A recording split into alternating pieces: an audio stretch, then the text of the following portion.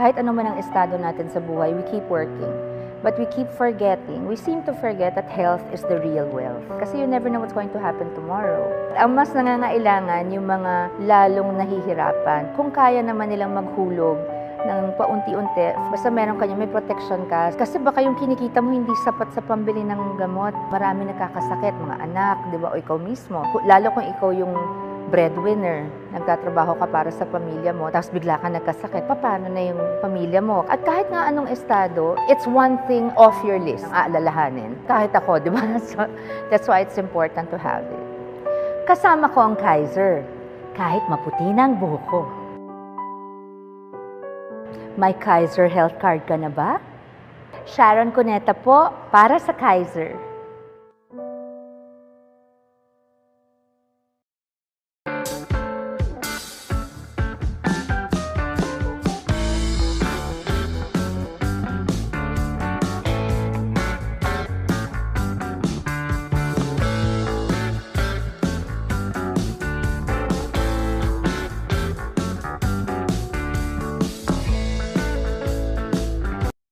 Kaiser Health Builder. Product provider is Kaiser International Health Group Incorporated. As you can see, the screen shows 720. Kaiser is a 20-year plan na 7 years mo lang babayaran. Before going to the product, let me discuss first the very important financial concept that you need to understand, the solid financial foundation. Sa financial pala, may sinusunod din na foundation para matibay ang structure. Parang magtatayo ka ng condominium, kailangan matibay ang pundasyon. Madalas, inuuna nating mga Pinoy ang bubong, ang investments like stocks, bonds, mutual funds, bili ako ng bahay, bili ako ng kotse, so dapat meron kang emergency fund. Ang emergency fund ay 3 to 6 months ng salary mo or ng income mo. Kung salary mo ay 20,000 a month, at least may emergency fund ka na 60,000. Yan ang laman ng ATM or savings account mo para in case of emergency, like mawalan ka ng job, may ipapa-repair ka sa bahay, may instant money kang pwedeng magamit. Next, eliminate debt. Lalo na kung credit card. Kasi malaki ang interest ng credit card. Ang interest na nagko-compound dahil sa bad debt ay money working against you. Of course, protection or life insurance is very important. Especially if you are a breadwinner. Ginagawa mo to para sa family mo, hindi para sa'yo. If you love your family, you have to protect yourself. Term life insurance ang need mo. Mas mura pag term. Dapat may healthcare ka din. We have 2 types of healthcare, short-term and long-term. Madalas familiar lang tayo sa short-term. Ito yung benefits na binibigay ng employer natin. Ang problema, pag nag-resign ka, dala mo ba yan? Di na. So, kailangan mo din ng long-term healthcare. Kailan ka ba nagkakasakit? Bata o matanda?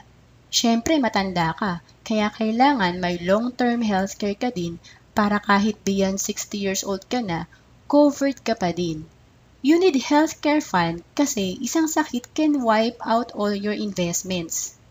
Ang pinaka-foundation ay increase your cash flow. Magandang may investment, may emergency fund, may protection and may healthcare, pero kung wala kang panlagay, di mo mabibuild ang financial foundation mo. To increase your cash flow, you need to reduce your expense and increase your income. Sabi nga, like building a house, you must build it from the ground up. Build it right, build it strong. Alarming health realities. Think about this. Medical cost doubles every 5 to 7 years dahil yan sa inflation. Hospitals cannot let you in without deposit and out without payment. Kaya importante na may health card ka. Majority of Filipinos don't save money for future healthcare needs. Kaya maraming nakapila sa PCSO. You cannot bring with you the healthcare benefits provided by your company when you retire or resign.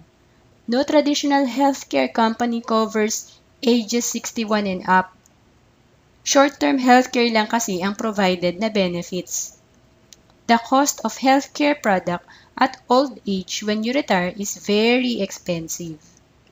Healthcare companies cannot cover your pre-existing illnesses. Most people rely on their children or sell properties or borrow money for their medical needs during retirement. Majority of personal bankruptcy is due to medical crisis. Who will provide your healthcare during retirement years? Kaiser International Health Group Incorporated, a health maintenance organization company duly accredited with the Department of Health, Bureau of Health Facilities and Services. This company is likewise registered with the Securities and Exchange Commission on June 8, 2004 as healthcare provider with an authorized capital stock of 160 million. Kaiser's board of directors are seasoned experts in the medical field services and in the healthcare industry, with its president and medical director, Dr. Ramon B. Abragan Jr., a former DOH head executive assistant, a former consultant to the DOH secretary, and a former member of Medical Board of Examiner, PRC.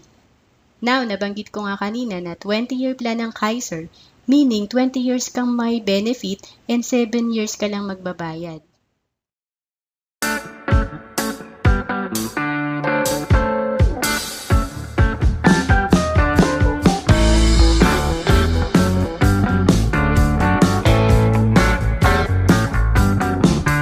Sa Kaiser, may investment part, and starting on the 8th year, may fund ka na kumikita ng 10% or more.